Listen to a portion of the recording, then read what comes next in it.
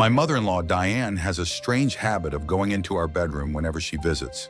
She always denies snooping, claiming she just wandered in by mistake. At first, I tried to overlook it. She would step out of our room with that guilty look on her face, insisting she had only been looking for the bathroom. But her curious behavior became more frequent, and I started feeling uneasy. My husband, Mark, told me I was reading too much into it. He said maybe his mom just liked to see how we decorated, but I had a different feeling. Over time, I noticed small clues that someone had been in our room.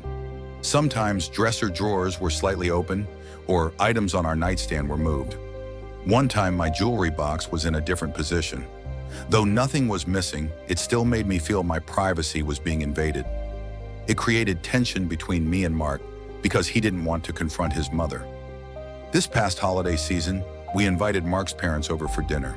We planned a big meal with turkey, mashed potatoes, and a homemade apple pie for dessert. Mark was excited to spend quality time with his parents, and I was determined to be a good hostess despite my concerns about Diane's snooping. Before they arrived, I realized we couldn't find the key to lock our bedroom door. Usually that was my solution. Lock the door, problem solved. But now with the key lost, I needed a different approach. I decided to protect our room in a less obvious, more playful way. Maybe a small trick would deter Diane from poking around. I didn't want to be mean, but I also wanted to send a message. Our bedroom was off limits. I rummaged through some old boxes in the attic, searching for something that could serve as a harmless little trap. That's when I found a motion-activated air horn I had bought as a gag gift years ago.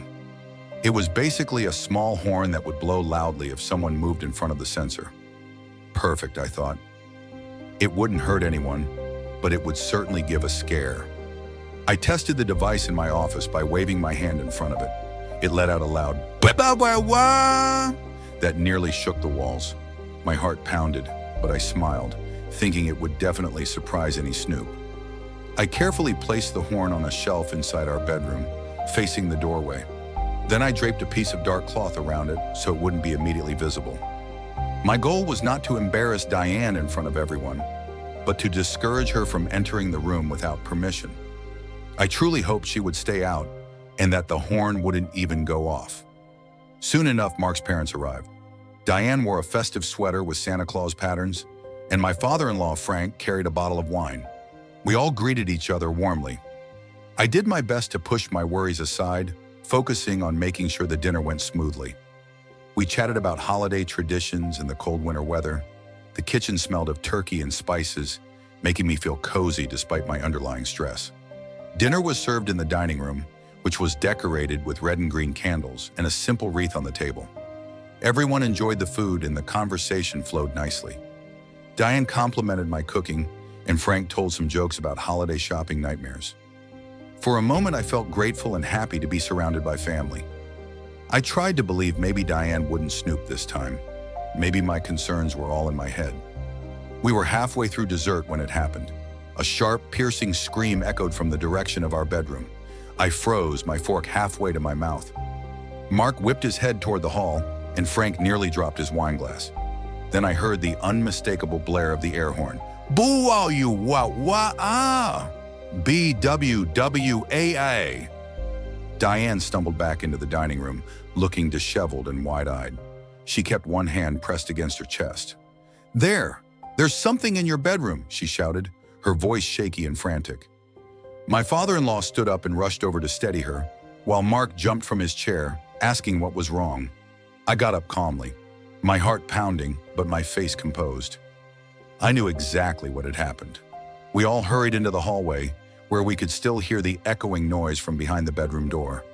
Carefully, I pushed the door open a crack. The motion-activated horn detected movement again, screaming its loud blast. I switched it off, then retrieved it from the shelf. Diane stared at the device, clearly realizing it was just a prank. She pointed a trembling finger at me. "What on earth is that thing?" she demanded. "I nearly had a heart attack. What kind of joke is this?" I took a deep breath, feeling the tension in the air. My voice came out more defensively than I intended. "I'm sorry you were scared, but we've asked you not to go into our bedroom so many times, and you always deny it. Since we lost our key, I placed this horn to stop anyone from sneaking in." Mark frowned. "Honey, you went that far? He looked conflicted, caught between his loyalty to me and his concern for his mother. Diane glared at me, still shaken.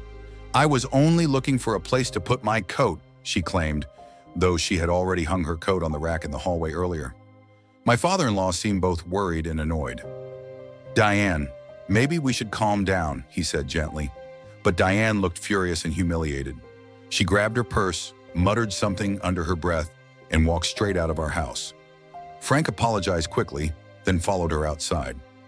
Mark and I stood there in the hallway, the air horn still clutched in my hands, the smell of apple pie drifting from the dining room. My face felt hot, and I wondered if I had gone too far. Sure, Diane had invaded our privacy time and time again, but had I done the right thing by scaring her like this? Mark didn't say much.